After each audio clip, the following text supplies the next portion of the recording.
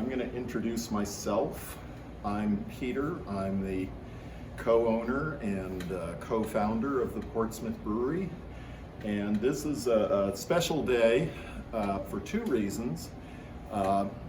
It is the day that we're releasing our annual release of our Impy Stout, which we're sampling here for the first time.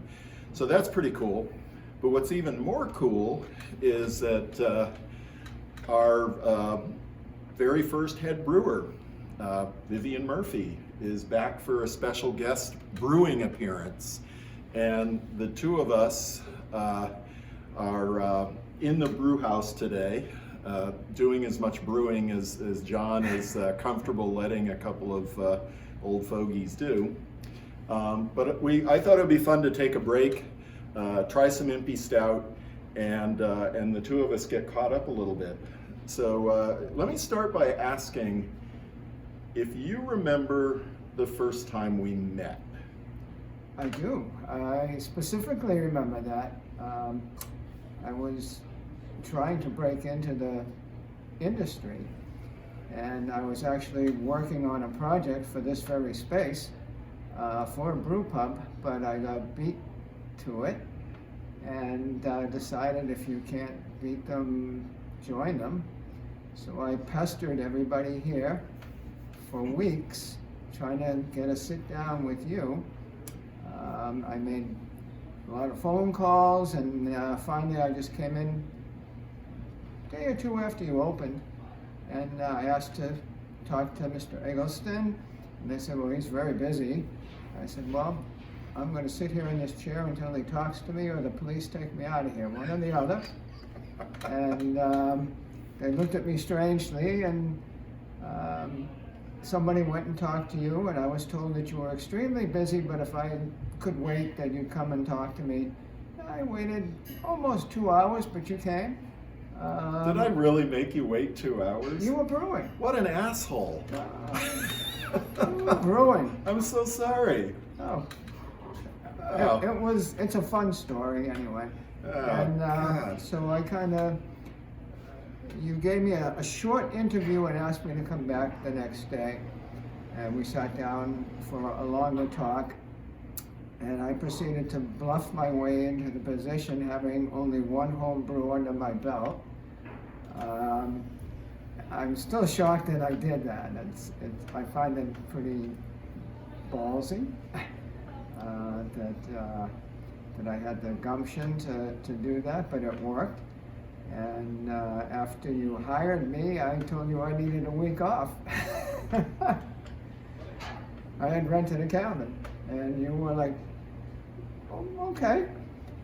So I worked for 2 weeks and then took a week off, and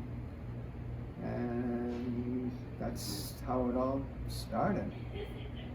You were gracious enough to teach me, and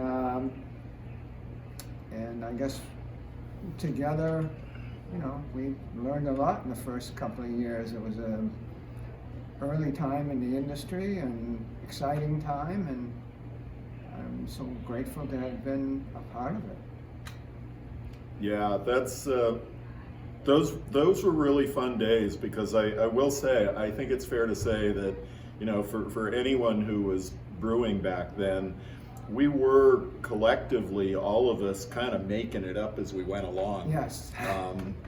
And some of us had a little bit of a head start over others, but in retrospect, it wasn't that much of a head start. So, the idea of hiring someone who had relatively little experience really wasn't that unusual, because at that point, nobody had any real experience. And I'd been brewing in Western Massachusetts at the Northampton Brewery at that point for about 4 years. But even that was, by the standards of today, certainly was fairly simple stuff. But here we are now,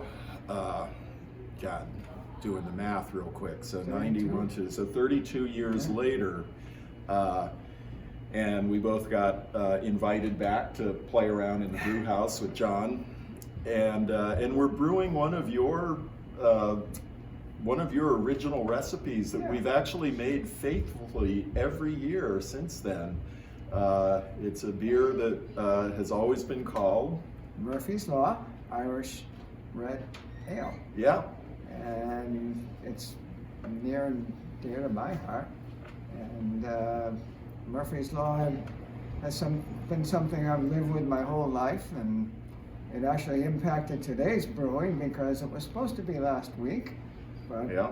Murphy's Law raised its ugly head, and we had to postpone it due to technical issues, but here we And are. just so finally. everyone knows, the technical issue was the immersion heater, which heats up the water in our hot liquor tank in the brewery, got corroded and shorted out and needed to be replaced.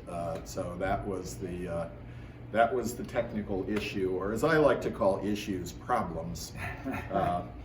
So yeah, but here we are, and in fact, what is today? March the 6th, thank you.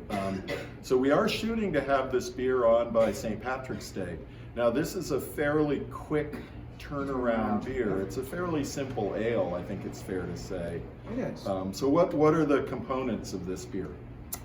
Oh my gosh, you caught me off guard. Well, I gave the recipe to John because I have the recipe, the original recipe. Which you wrote probably 30 years ago. Yeah, it's 30-something years old. And when he first looked at it, he was surprised that it was just simple. Yeah. I remember putting that recipe together and calling around to the other breweries as we did back then for advice and to just brainstorm back and forth, and came up with a relatively simple Irish style red ale, and it came out, it exceeded my expectations, and I guess it's been a popular staple here for a while. People sort of expect it around St. Patrick's Day, especially. And all the brewers that have been here since I left have faithfully reproduced it. Thank them all. And I guess people look forward to it. They do. They really do. It is one of those things that is, for us, it's a kind of a time marker in the calendar, and we know there's certain things that happen at certain times of year. This is a good example. We've been releasing our Imperial Stout in the late winter, back to the days when Todd Mott was here, and we were doing Kate the Great Imperial Stout, which always was released this time of year. We've been doing our Impy Stout for quite a few years now, and it too is released around the same time. And so that's one way of marking the calendar, but the release of Murphy's Law Red Ale is certainly another calendar marker, if you will. So let me ask you this. You're no longer brewing, but you still are kind of interested in the craft beer industry, certainly as a consumer. How would you describe, from where you sit, kind of the landscape of craft beer when you and I first started here back in the early 90s, compared to where it is today, and where you think it might be going? I need to break for a second. Sometimes the first sip of a beer, this should be edited out here, but That's all right. Because I had cancer, and sometimes my first sip of beer gets to me. Well, back then it was a lot simpler, I think, and a little more traditional. I distinctly remember one of the things you told me early on was no fruit in the beer. So that lasted a couple of years until I think I did a cherry stout. I think I might have said fruit and vegetables, which ruled out pumpkin beer as well. We did a pumpkin beer here too back then. We still do. But things were different, more old school, if you will. No dippers, trippers, hazies, dessert beers, which personally I don't care for. I don't like my beers very sweet, but there's a lot of interest out there in the general public for all these different styles, and the brewing art itself stays the same as it was, really. It's just the nuances of using different things and creating newer styles and broadening horizons and experimentation, all things that we were more worried about getting it right consistently than exploring how far we could go with flavor profiles and the myriad of hops that are available today, where I think you mentioned earlier today we had like 5 basic hops back then, and not all that many malts, and we didn't do too much flaked this and that, and no rice and no adjuncts, and we were still fining the beers to clarify them a bit. And that was. Can you explain fining for people who aren't familiar with that term, and how we did it back then? If my memory serves me, fining is using isinglass, right? Yep. Which is a byproduct of fish guts. Fish guts. Fish guts. We used to put fish guts in the beer. Right. And you'd put it in, and basically it would attract particulate to it until it got heavy, and then it would settle down to the bottom, thus clarifying your beer, or as clear as it could possibly make it. Today, I don't think with the hazies anybody worries much about that. But it was a challenge back then, and I think the next step we took was you brought in a press filter, which I hated.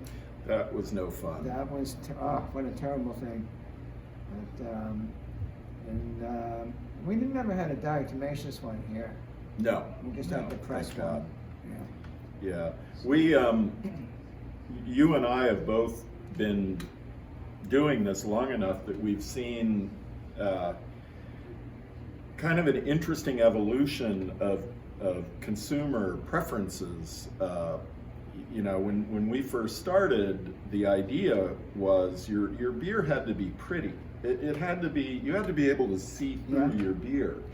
And having any kind of haziness or turbidity in the beer was considered a serious flaw, and not just a flaw from a technical standpoint, like in a beer judging standpoint, but the fact that if you poured a beer and put it in front of someone and it was not clear, the person, the guest who got the beer would say, "What's wrong with this? I'm not drinking this stuff.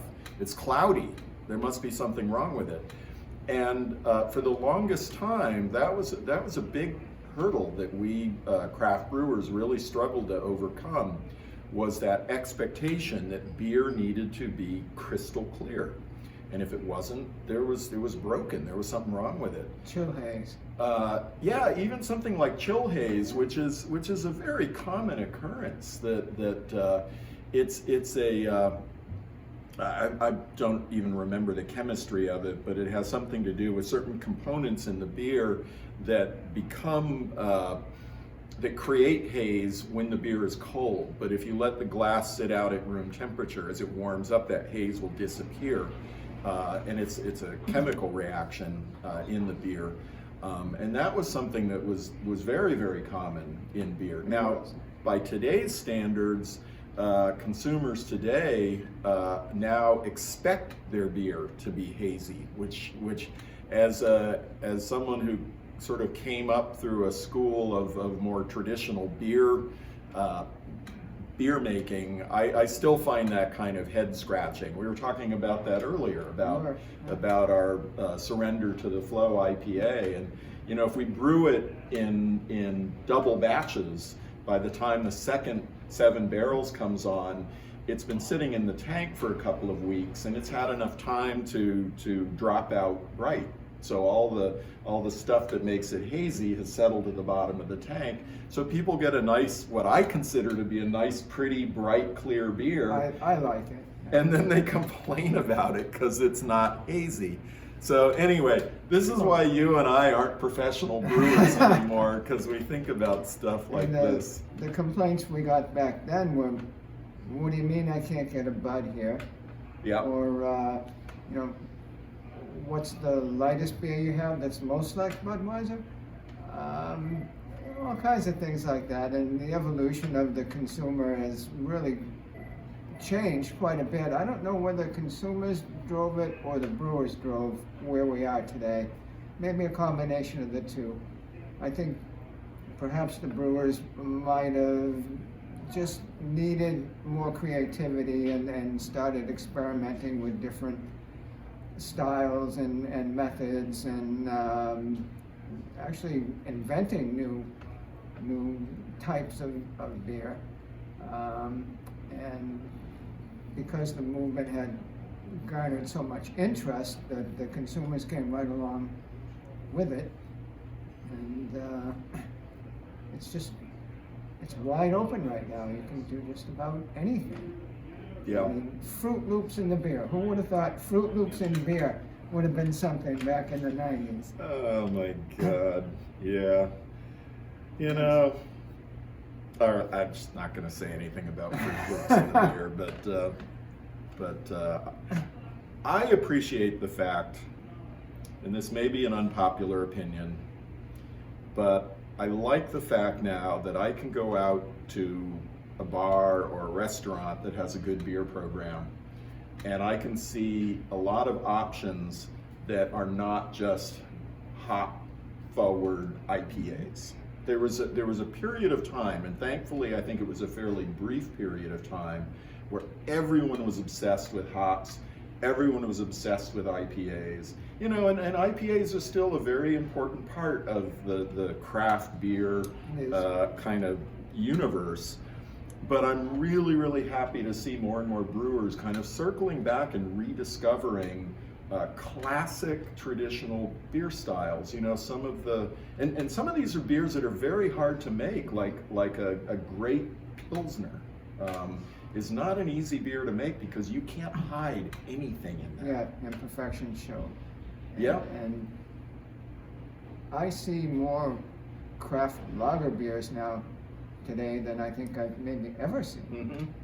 I mean, we always had, one? I think we had one back when we started. Yeah. One or two lager beers. But there was a period that all the craft beers were, like you said, mostly IPAs or pales or something like that. And now you'll see across the board. I mean, there's breweries that are just lager breweries now, Mm-hmm. Craft lager breweries. And that was something we didn't see back in the early days.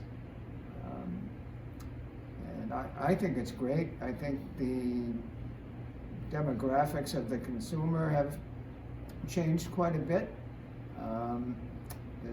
Women are a lot more into beer than they used to be. They used to come in and ask for what's the lightest beer you have, and now they're here for the Impys and all the different styles. I belong to a group called the Craft Beer Girls, and it's a very large national organization that has a small statewide group,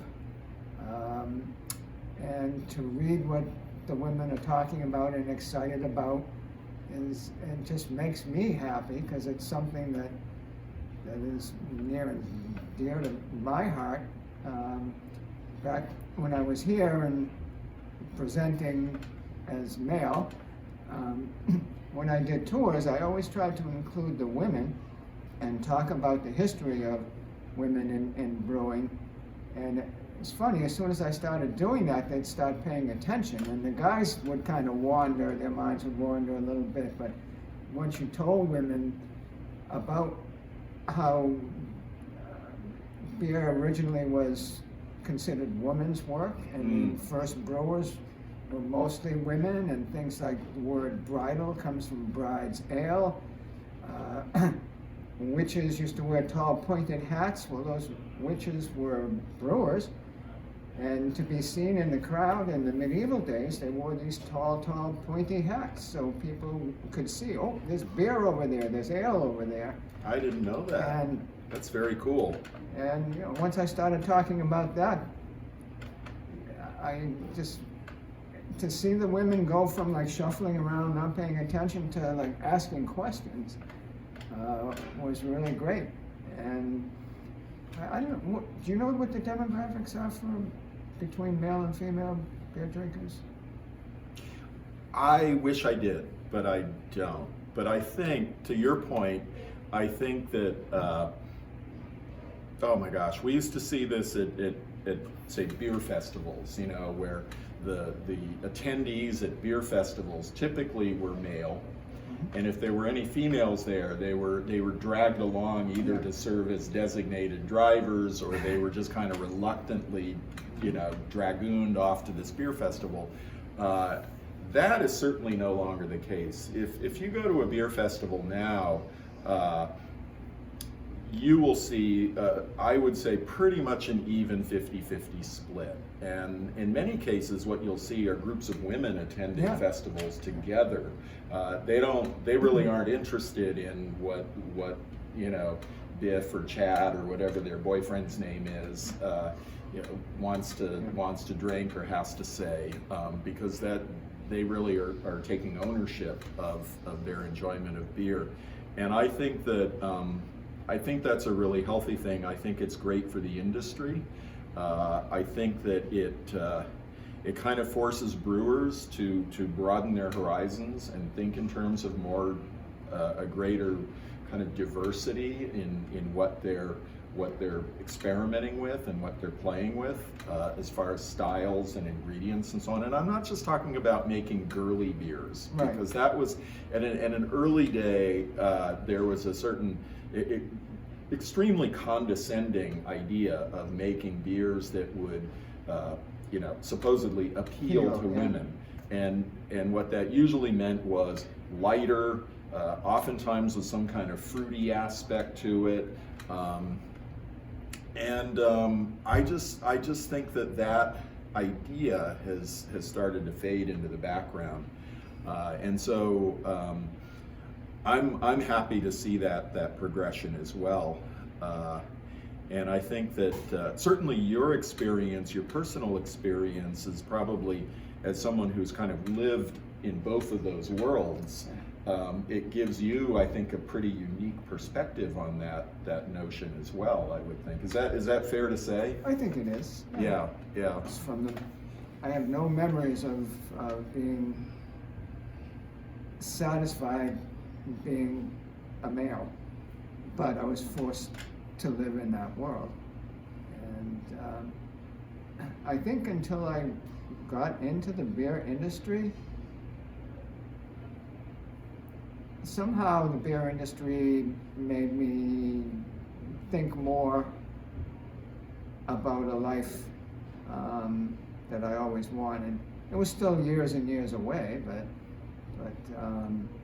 as I read into it and saw like Terry Farndorf and what's it, Stout, Carol Stout. Yeah. They were the only two female brewers that I was aware of in the United States. Back in those days, and somehow I can't even put it into words, but the beer industry allowed me to grow in a lot of ways and gave me some hope for the future, and damn if it hasn't happened. So well, that is a remarkable journey to be on, and which I guess in a way kind of brings us all the way back here, sitting here having a beer together, and cheers, by the way. I don't think we did that before. No, we didn't. But I'm really happy that we've had all these years of experiencing beer and brewing and life sort of on parallel paths, and when we do cross paths, you know, as we do on occasion, it's kind of like we can kind of pick up where we left off. And there are not a lot of people I can say about that in my life, and you're on a very short list there, Vivian. Thank you. So thank you, and it's great that we're here today. As you can see, we're busy brewing. I can hear them in the brew house. I can hear them scurrying around in there. They're probably saying, "Where the hell are those guys?" But we thought it would be fun to take a few minutes, take a break, and talk a little bit about beer and brewing and life. But I guess now we have to get back to work. Right here where it all started. That's right. That's right. So at any rate, well, cheers if you've made it this far in this video, and we hope to see you soon. And please come in on March 17th. That happens to be St. Patrick's Day. And raise a glass of Murphy's Red Irish Ale. You'll know that Vivian and I had a part in brewing it, and of course she had a big part in creating it, and hopefully you'll have a part in enjoying it. So Come on down and see us. Cheers. I'll be here.